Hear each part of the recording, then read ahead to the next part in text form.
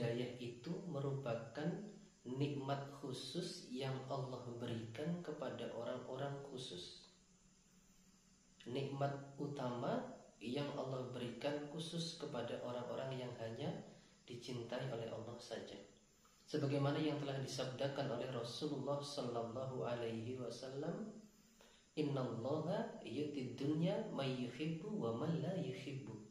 Allah memberikan kenikmatan dunia itu kepada orang-orang yang dicintai dan orang-orang yang tidak dicintai.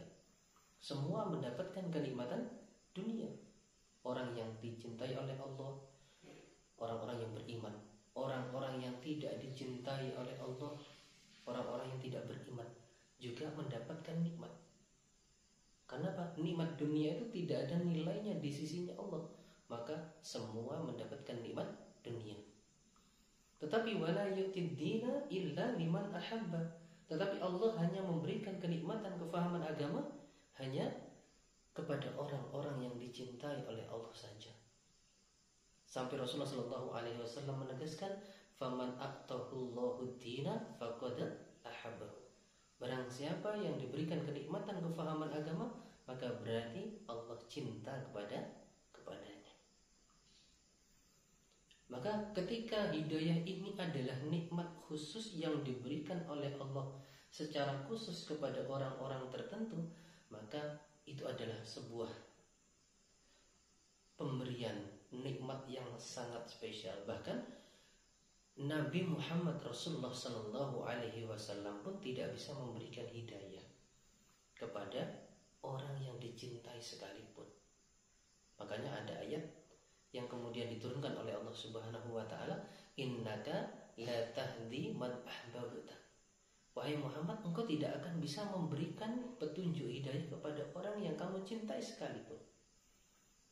Walakinallaha yahdi may yasha. Akan tetapi Allah yang memberikan hidayahnya kepada orang-orang yang dikehendaki.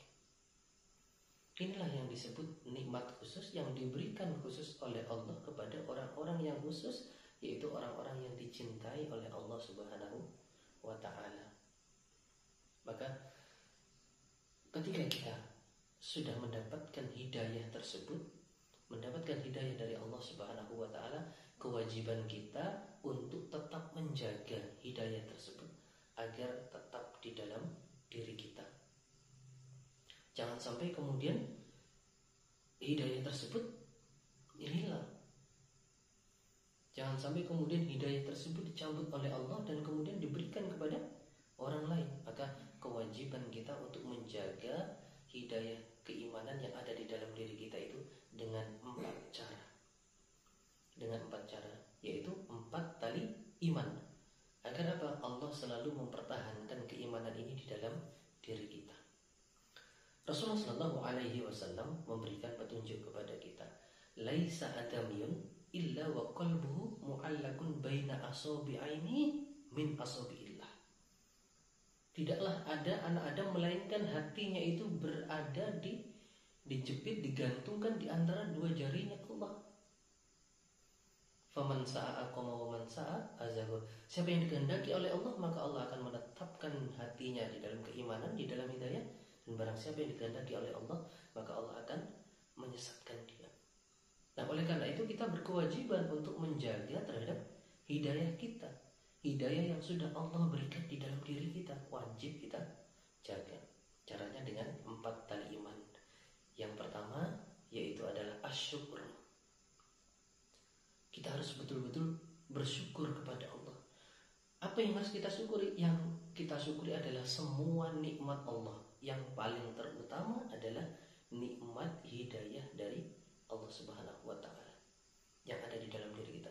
Karena apa? Dengan Allah memberikan hidayah kepada kita, kita ini menjadi orang yang dicintai oleh Allah. Faman a'tahullahu dina faqad ahabbahu. Siapa yang dicintai, siapa yang diberi hidayah oleh Allah, maka dia berarti dicintai oleh Allah. Maka kita harus mengungkapkan syukur kita kepada Allah Subhanahu wa ta'ala. Dengan Allah memberikan nikmat kepada kita, kemudian kita bersyukur atas nikmat yang Allah berikan kepada kita, maka Allah akan memberikan balasan dan Allah akan menambah terhadap nikmat yang Allah berikan kepada kita. Kalau hidayah yang kita syukuri, hidayah keimanan yang kita syukuri, maka la in la'azidannakum, pasti Allah akan menambah.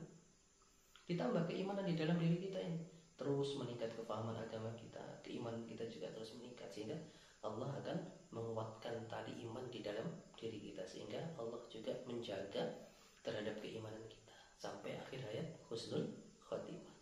Itu yang pertama, yaitu asyukru, meningkatkan kesyukuran kita, terutama mensyukuri terhadap hidayah Allah. Yang kedua adalah at-ta'zim, ta'zim, mengagungkan terhadap apa? Seluruh syair Allah, terutama hidayah itu adalah termasuk syair Allah, tanda kebesaran Allah. Seperti tadi, bahwasanya hidayah ini adalah hak prerogatif Allah. Hanya Allah yang bisa memberikan, bahkan Nabi saja tidak bisa memberikan hidayah. Nah, ini adalah tanda keagungan Allah, maka kita harus agungkan, kita ta'zimi, kita utamakan ya, kita nomor satukan hidayah ini. Makanya Allah memberikan petunjuk kepada kita, wa may yu'azzim sya'airallah fa innaha min taqwal qulub. Barang siapa yang mengagungkan terhadap sya'airallah, ta'zim terhadap sya'airallah, tanda kebesaran Allah, fa innaha min taqwal qulub, maka itu adalah termasuk takwanya hati. Artinya apa? Orang yang bertakwa pasti dia akan bisa ta'zim. Orang yang bertakwa pasti dia akan ta'zim, bisa menta'zimi terhadap hidayah, mengagungkan terhadap hidayah yang ada di dalam diri kita ini. Nah, cara mengagungkan itu bagaimana? Ta'zim itu kita menomorsatukan urusan ibadah, kita nomorsatukan. Itu yang namanya ta'zim. Iya, saya adalah orang iman, saya orang yang mendapatkan hidayah, maka saya lebih mengutamakan ibadah dan berusaha untuk menjauhi kemaksiatan. Itu yang namanya ta'zimul hidayah. Kalau sudah demikian, maka itu termasuk juga praktek asyukru tadi. Maka Allah akan menguatkan tali iman di dalam diri kita, dan Allah akan menjaga keimanan di dalam diri kita. Yang ketiga adalah al-jiddu. Al-jiddu itu adalah mempersungguh. Ya, itu adalah tali iman yang ketiga. Bagaimana kita mempersungguh di dalam melaksanakan ibadah sebagai bentuk syukur kita juga. Di dalam syukur itu ada al-jiddu. Bagaimana kita mempersungguh di dalam melaksanakan ibadah. Sebagaimana Allah memerintahkan kepada kita, ya ibna Adam tafarruq li ibadati. Wahai anak Adam, tafarruq li ibadati, longgarkanlah dirimu untuk melaksanakan ibadah kepadaku. Allah yang memerintahkan, itulah yang dinamakan sebagai al-jiddu, mempersungguh. Wa man jahada fa innama yujahidu li nafsihi. Barang siapa yang mempersungguh, maka mempersungguhnya itu adalah bermanfaat untuk dirinya. Kalau pepatah Arab mengatakan man jadda wajada, siapa yang mempersungguh pasti dia akan menemukan hasilnya, menjumpai hasilnya. Nah, ini pasti Allah akan memberikan pertolongan, kemudahan di dalam kita mempersungguh dalam masalah ibadah, dan Allah akan menguatkan keimanan kita, hidayah kita, sehingga sampai husnul khotimah. Kemudian tali iman yang keempat adalah doa, dengan cara kita memperbanyak berdoa. Utamanya adalah kita berdoa memohon kepada Allah agar Allah selalu menetapkan kita di dalam hidayahnya, menetapkan kita di dalam keimanan sampai husnul khatimah. Seperti yang dicontohkan oleh Rasulullah SAW, beliau selalu berdoa, ya muqallibal qulub tsabbit qalbi ala dinik. Wahai Allah, zat yang maha membolak-balikkan hati, tsabbit qalbi ala dinik, tetapkanlah hatiku ini di dalam agamamu. Inilah contoh doa yang diajarkan oleh Rasulullah SAW. Jadi 4 tali iman ini bisa kita praktekkan agar apa? Allah selalu menjaga keimanan di dalam hati kita sampai keadaan husnul khotimah. Mudah-mudahan Allah memberikan limpahan manfaat dan barokah.